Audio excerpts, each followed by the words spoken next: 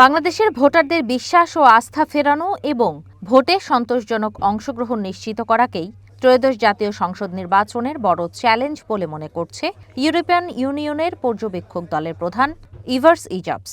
দুপুরে রাজধানীর একটি হোটেলে আয়োজিত সংবাদ সম্মেলনে এই মন্তব্য করেন তিনি। ত্রয়োদশ জাতীয় সংসদ নির্বাচনে ইইউর নির্বাচন পর্যবেক্ষণ মিশন আয়োজিত সংবাদ সম্মেলনে অংশ নেন কানাডা, ইটালি, ডেনমার্ক, সুইজারল্যান্ড সহ ইউরোপিয়ান ইউনিয়নের সদস্য দেশের রাষ্ট্রদূতরা। এ সময় আসন্ন নির্বাচন নিয়ে ইইউ পর্যবেক্ষক দলের কার্যক্রম তুলে ধরেন প্রধান পর্যবেক্ষক ইজাবস। The mission is here to assess the extent to which elections are conducted in compliance with national law as well as the regional and international standards. 2008 এর পর এবারই ইউরোপিয়ান ইউনিয়নের পূর্ণ পর্যবেক্ষক দল নির্বাচন পর্যবেক্ষণ করবে। বাংলাদেশের নির্বাচনে জাতীয় এবং আন্তর্জাতিক আইন মানা হচ্ছে কিনা তা পর্যবেক্ষণ করবে আমার দল। এছাড়াও আইনি কাঠামো, প্রশাসনের কর্মকাণ্ড, প্রচারণার পরিবেশ এবং প্রার্থীদের কর্মকাণ্ড পর্যবেক্ষণ এবং বিশ্লেষণ করব আমরা। এক প্রশ্নের জবাবে প্রধান পর্যবেক্ষক বলেন, রাজনৈতিক দলগুলো স্বচ্ছ, নিরপেক্ষ ও অংশগ্রহণমূলক নির্বাচন চায়। আগামী নির্বাচনে ভোটারদের বিশ্বাস ও আস্থা অর্জনকে বড় চ্যালেঞ্জ হিসেবে দেখছে ইইউ পর্যবেক্ষক দল। We are going to send our observers to all 64 districts of the country, and they will be asked to pay special attention to such a possibility that such processes might take place. As for the inclusivity of আমরা প্রাথমিকভাবে দুইটি রাজনৈতিক দলের সাথে কথা বলেছি।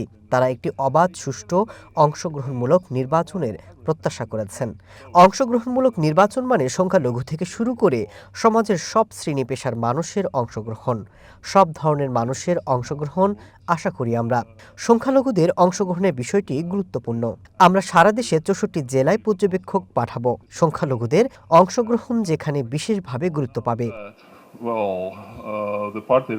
নির্বাচনের আগে ও পরের আইন শৃঙ্খলা পরিস্থিতি স্বাভাবিক রাখতে সরকার সক্ষম হবে বলে আশা করেন তিনি। এক প্রশ্নের জবাবে কথা বলেন গণভোট নিয়েও। The perception is that Bangladesh is capable of having really credible participatory elections in order to move forward as a democratic country. And here I move to the last question about নির্বাচনের আগে এবং পরবর্তী সময়ে সংঘাত সরকার নিয়ন্ত্রণ করতে পারবে বলে আমরা আশা করি। প্রতিটি জীবনই গুরুত্বপূর্ণ, তবে যতক্ষণ এটা নির্বাচনে ভোটের হারে প্রভাব না ফেলে ততক্ষণ এটা নিয়ে মন্তব্য করবে না ইইউ। গণভোট এবং জাতীয় নির্বাচন একই সাথে অনুষ্ঠিত হওয়া অস্বাভাবিক কিছুই নয়। এছাড়াও সামাজিক যোগাযোগ মাধ্যমে ইইউর বিশেষায়িত সোশ্যাল মিডিয়া মনিটরিং টিম কাজ করবে বলে জানান ইইউ পর্যবেক্ষক দলের প্রধান। Again, I have just met two of them, and this process is still ongoing.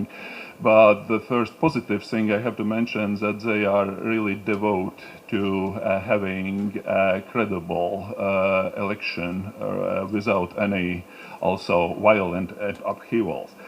Chumi Rahman, one news, Dhaka.